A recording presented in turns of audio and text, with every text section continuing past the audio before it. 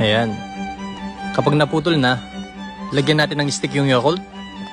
Lagyan din natin yung isa. Ayan.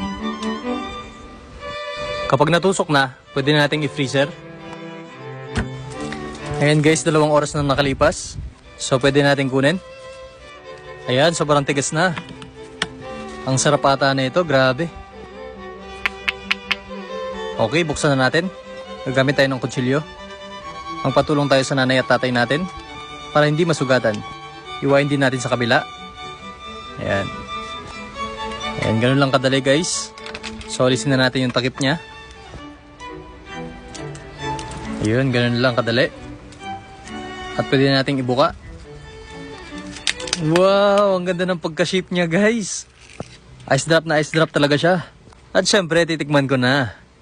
Ang sarap. Bye guys, bumisita sa aking YouTube channel.